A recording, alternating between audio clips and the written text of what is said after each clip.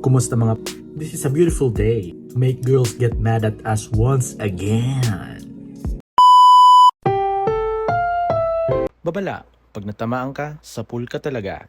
Kung ayaw matamaan, i-mute nyo na lang at titigan na lang ang aking mga mata. This is another episode of Kwentuhan Vlogs, episode 24. At pag-uusapan natin ang 5 signs na toxic ang girlfriend mo. B-roll! Yo, it's Mr. T. Just call me your baby. It's okay for me, right?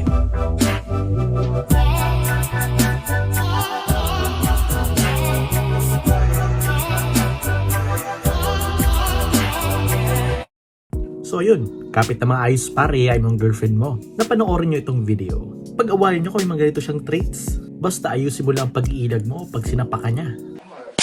Mga girls, relax nyo lang ang iyong mga isipan.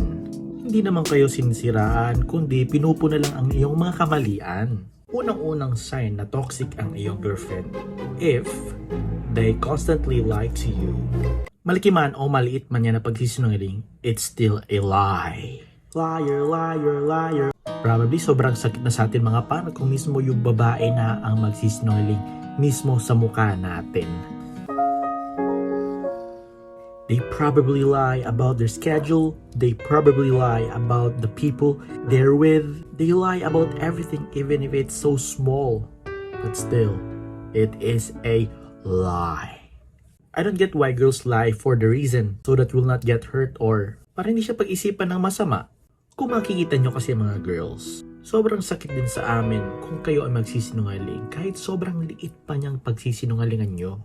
May mga ibang babae nagsisinungaling dahil lang sa pera at dahil minsan lang sa pagkain.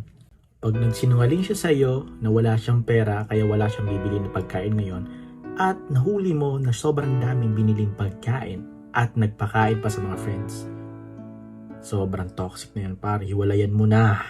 Kung nagsinungaling siya nang wala pa siyang pagkain for her lunch or her dinner and ang gusto niya is mag-deliver ka or magpadala ka sa kanya ng delivery and all kung ano man yung pagkain pero nahuli mo na nanlilibre pala siya ng mga pagkain sa mga friends niya, that's totally a lie. Hiwalayan mo na par. Uulitin ko, maliit man yan o malaking bagay na pagsisinungaling, it is still a lie. Lie to me once, I can forgive that. But lie to me twice, you better get out of my face if you don't want to get yelled at. Yeah, boy. Am I that harsh? Sorry. Pangalawang sign naman ay pag pinapahula ka ng mga nasa isipan niya. Meron akong short explanation about this doon sa aking vlog about sa 5 signs na may red flags ng babae. 5 signs na red flags. 5 red flags ng babae. Pero dito, I'll try to expound it a little bit so that mas maintindihan natin detail by detail kung ano ang mga dapat natin pagtuunan ng pansin. Unang-una, hindi siya magiging open sa feelings niya since gusto niyang pahulaan nga yun sa'yo eh. Sakit ulo ah! Pag hindi siya kumibo at hindi ka pinapansin at pag tinanong mo kung may problema at sinabi sa'yo wala, ayun na, pinapahula na nga sa'yo kung may problema o wala, di ba? Tinatanong pa ba yan? Isa yan para sa mga nakakatakot na katoxic na babae. Di ba dapat pag mahal yung isa't isa, dapat open kayo for communications about all of your feelings? Right? Eh, bakit kailangan nyo pa maging toxic, girls? Ba yan? Hindi kami manghuhula. Ano kaya kung hulaan ko kayo na hindi na kayo magtatagal ng boyfriend mo? Wait a minute! Mag-a-anticipate yan na ibibigay mo lahat ng mga needs niya. Wait. Bakit pa ganun? Pwede mo naman sabihin sa amin lahat ng mga needs mo kung may mga kailangan ka talaga. At bakit pa kailangan mo pahulaan sa amin? Sabihin mo kung gusto mo ng hug, ibibigay namin. Sabihin mo kung gusto mo ng kiss, ibibigay namin. Sabihin mo kung gusto mo ng... Sabihin mo lang, hindi ka namin uurungan. Hindi kami uurong sa mga ganyan kung alam mo lang. Papalakas pa kami ng ilang araw niyan para paghandaan yan.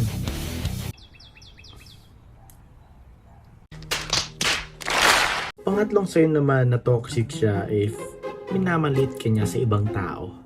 For instance, pwedeng sabihin niya sa group of friends nyo na Para kang tanga sa mga kwento mo. Hindi man lang maging proud o depensahan ka sa mga ganyan na bagay. Nasa relasyon kayo, dapat magdepensahan kayo. Need to protect each other since you're inside that relationship. Ano ibig sabihin yan kung maggaganyan ka pa? Hindi yung babackstabin mo kaming mga lalaki sa harap ng iyong mga kaibigan and to tell that frankly that boyfriend mo kami. Pag ganyan par, no choice, kailangan mo nang hiwalayan yan. Hindi maganda yan sa relasyon eh. Toxic. Kakainis ang mga ganyan na mga ex or jowa.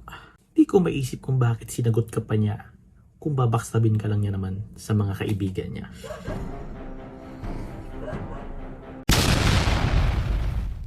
Naku girls, natatatlo na kayo sa akin. Sige pa, dalawa pa. Ano bang kasiyahan ang napupulot nyo sa mga ganyang asal girls? Siguro wala din naman kami makukuhang tamang sagot dyan since toxic naman talaga ang mga ganyan na pag-uugali. Pangapat na sign na toxic siya ay yung minamanipula ka. Ginagawa mo kaming kasi minamanipula mo kami. Kuha nyo gigil ko. Gaya doon sa kanta ni J.K. Labajo, yung tapusin na natin to. Tapusin na natin to. Kaya ayun, sa ganitong bagay, dapat tapusin na talaga natin to. Baka makutosan ako nung kansinong babaeng yan. Biglang iiyak ang partner nyo pag hindi nyo nagawa ang gusto niya. Toxic. Kaya titigil lang yan pag binigay mo na. Wow! Napaka-wow! Diba? Meron pang isa. Pag niya yung mga password ng social media accounts mo. Enemy spotted. I'm not saying lahat ay may mga bad intentions. Kung bakit kinukuha ang password ng mga social media accounts mo. Pero pag kung toxic girls ang pag-uusapan, that's a bad move, my friend. At naku, sigurado may ibablock yan na babae o kung sino man sa friend list mo. Pwedeng may titignan na chat or kung ano pa man na pwede niyang gawin o mag-i-stalk siya kung sino. Pero may mga rebuttals ka niyan. Wala naman kayong tinatago kahit bigay niyo sa amin yung password ng mga Facebook accounts niyo. Okay lang. It's not about that. We have our own privacy. You, me. May sarili kang buhay, may sarili akong buhay. It's my private space. You have your own private space. We need to respect that. If you don't, what I mean. Okay. There is a certain barrier between that. Okay? Sana maintindihan nyo. Pwede ka niyang sigawan or iiyak siya or hindi ka pansinin ng isang buong linggo pag may nakita siyang may kinakausap kang ibang babae. At kahit na alam nyo naman na wala naman kayong something at matagal naman talaga kayong magkaibigan nung girl. Minsan hindi naiisip yung mga babae. Sa amin walang problema kung may kinakausap kang lalaki. Basta alam namin kung sino siya, anong ginagawa niya, bakit gano'n o bakit gano'n. Or depende lang sa mga pag-uusap o depende lang sa tinginan nyo. Kahit din naman kami. Pag nalalaman namin na ganun ang mga tingin sa amin ng babae at kung paano makipag-usap, syempre lulubayan namin kasi baka nung isipin nyo. Diba? Pero pag kaibigan talaga namin, ba't naman namin lulubayan? Wala naman yung bad intentions yun eh. Diba? Kaya yes girls, alam ko, alam nyo at meron kayong sasabihin naman about dyan. Pero sa isang mature kasi na relasyon, dapat marunong kayo mag-lesson ng inyong mga iniisip. Bakit ba kasi silosa kayo sa mga pogi naming pagmumuka? At ang last sign naman ay pag nagbibigay siya sa iyo ng panganib. No way, never, stop it, nada. Hindi maganda. Maraming bagay dito na pwedeng magbigay sa iyo ng panganib hindi lang sa physically, pati rin naman emotionally. Yan yung mga panganib na sinasabi ko dito. Parati ka niya i-check. It'll mean something like an abnormal, constant checking of you. Like parang stalker. Bibiglain ka na lang yan sa isang lugar na hindi mo ma-expect na makikita mo siya doon. Yun pala ay nag-i-espiya sa'yo. Creepy. Nakakatakot ang mga ganyan obsessive girls. That's one obsessive traits ng mga babae. Nakakatakot yan. Yung bigla na lang makikita mo doon sa lugar since nagpaalam ka naman na pupunta ka doon. Tapos sabi niya hindi naman siya pupunta doon. Tapos biglang nakita mo siya. Sumulpot at nagpakita sa'yo. Nakakatakot yan without knowing kung anong reason kung bakit siya pumunta doon. Sheesh. Better get away from that person, yo. Kinchana yo. May friend akong ganyan na ex. Yung friend ko kasi galing sa work, pauwi pa lang ng bahay. And that time, hindi siya nag-update dun sa ex niya since parang ayaw niya na kasi parang sinabi niya, lubayan mo na ako, ganyan-ganyan. So bali, ayaw naman ng ex niya Then, nung pauwi na siya, may nahalata siyang car sa likod na parang sinusundan siya. Kasi pag mag-accelerate siya, mag-accelerate din. Kung mag-slow down siya, mag-slow down din. Yung sinabi niya na nag-signal na siya na muuna na sa likod kung sino man yon, ay hindi nag-overtake.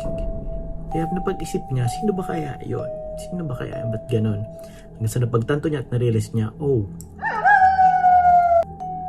yung ex niya pala sinusundan siya at pinag-iisipan kung may ibang babae siya. Creepy.